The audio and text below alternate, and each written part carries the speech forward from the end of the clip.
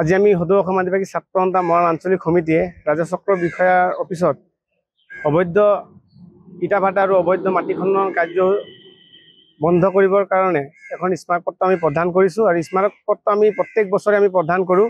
কিন্তু দুৰ্ভাগ্যজনক কথা যে আমি স্মাৰকপত্ৰ প্ৰদান কৰা সত্ত্বেও আমাৰ ৰাজচক্ৰ বিষয়া আৰু জিলা উপায়ুক্তৰ বিষয়াই আজি পৰ্যন্ত একো কাৰ্য কৰা দেখা নগ'ল।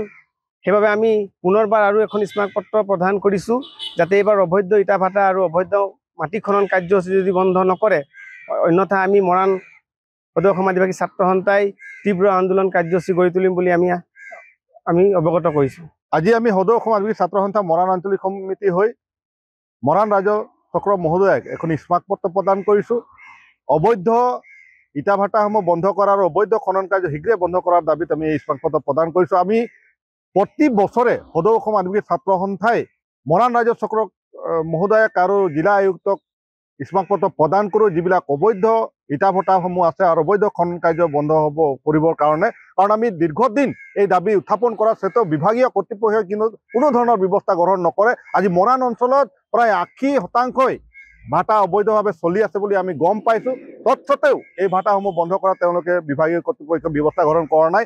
আজি মৰাণ ৰাজচক্ৰৰ অন্তৰ্গত ৰংৰঙীয়া হওক, আমাৰ খাগৰিজান হওক, ৰঙাগড়া হওক, যিবিলাক অঞ্চল আছে, ডিমু হওক, বিভিন্ন অঞ্চল আছে, বৃহৎ ডাঙৰ এটা দ খাৱৈত পৰিণত হৈছে। অবৈধ অসাধু ব্যৱসায়ীসমূহে অবৈধ খনন কাৰ্য চলাই আহিছে আৰু তাত বহুজনকে ধৰি মানুহৰো সময়ে সময়ে মৃত্যু মুখত পৰি আহিছে। যদিও বিভাগীয় কৰ্তৃপক্ষই ব্যৱস্থা গ্ৰহণ নকৰাটো দুৰ্ভাগ্যজনক কথা। গতিকে আমি সদৌ অসম আদিবাসী ছাত্ৰ সন্থা হৈ পুনৰবাৰ সকীয়াই দিছোঁ যে এই বছৰ তেওঁলোকে যদি অবৈধ খনন কাৰ্য আৰু অবৈধ ইটা ভাটাসমূহ বন্ধ নকৰে, সদৌ অসম আদিবাসী ছাত্ৰ সন্থাই গণতান্ত্ৰিকভাৱে আন্দোলন কাৰ্যসূচী আমি ল'বলৈ বাধ্য হ'ম।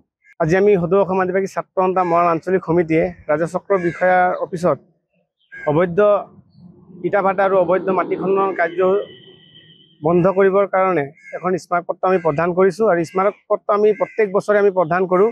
কিন্তু দুৰ্ভাগ্যজনক কথা যে আমি স্মাৰকপত্ৰ প্ৰদান কৰা সত্ত্বেও আমাৰ ৰাজচক্ৰ বিষয়া আৰু জিলা উপায়ুক্তৰ বিষয়াই আজি পৰ্যন্ত একো কাৰ্য কৰা দেখা নগ'ল।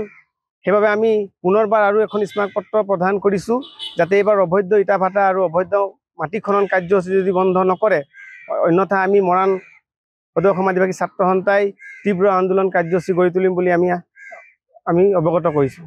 আজি আমি সদৌ অসম আদিবাসী ছাত্ৰ সন্থা মৰাণ আঞ্চলিক সমিতি হৈ মৰাণ ৰাজচক্ৰ মহোদয়াক এখন স্মাৰকপত্ৰ প্ৰদান কৰিছোঁ। অবৈধ ইটা ভাটাসমূহ বন্ধ কৰাৰ আৰু অবৈধ খনন কাৰ্য শীঘ্ৰে বন্ধ কৰাৰ দাবীত আমি এই স্মাৰকপত্ৰ প্ৰদান কৰিছোঁ। আমি প্ৰতি বছৰে সদৌ অসম আদিবাসী ছাত্ৰ সন্থাই মৰাণ ৰাজচক্ৰ মহোদয়াক আৰু জিলা আয়ুক্তক স্মাৰকপত্ৰ প্ৰদান কৰোঁ, যিবিলাক অবৈধ ইটা ভাটাসমূহ আছে আৰু অবৈধ খনন কাৰ্য বন্ধ হ'ব কৰিবৰ কাৰণে। কাৰণ আমি দীৰ্ঘদিন এই দাবী উত্থাপন কৰাৰ স্বত্তেও বিভাগীয় কৰ্তৃপক্ষই কোনো ধৰণৰ ব্যৱস্থা গ্ৰহণ নকৰে। আজি মৰাণ অঞ্চলত প্ৰায় 80% ভাটা অবৈধভাৱে চলি আছে বুলি আমি গম পাইছোঁ। তৎসত্ত্বেও এই ভাটাসমূহ বন্ধ কৰা তেওঁলোকে বিভাগীয় কৰ্তৃপক্ষই ব্যৱস্থা গ্ৰহণ কৰা নাই। আজি মৰাণ ৰাজচক্ৰৰ অন্তৰ্গত ৰংৰঙীয়া হওক, আমাৰ খাগৰিজান হওক, ৰঙাগড়া হওক, যিবিলাক অঞ্চল আছে, ডিমু হওক, বিভিন্ন অঞ্চল আছে, বৃহৎ ডাঙৰ এটা দ খাৱৈত পৰিণত হৈছে। অবৈধ অসাধু ব্যৱসায়ীসমূহে অবৈধ খনন কাৰ্য চলাই আহিছে আৰু তাত বহুজনকে ধৰি মানুহৰো সময়ে সময়ে মৃত্যু মুখত পৰি আহিছে। যদিও বিভাগীয় কৰ্তৃপক্ষই ব্যৱস্থা গ্ৰহণ নকৰাটো দুৰ্ভাগ্যজনক কথা।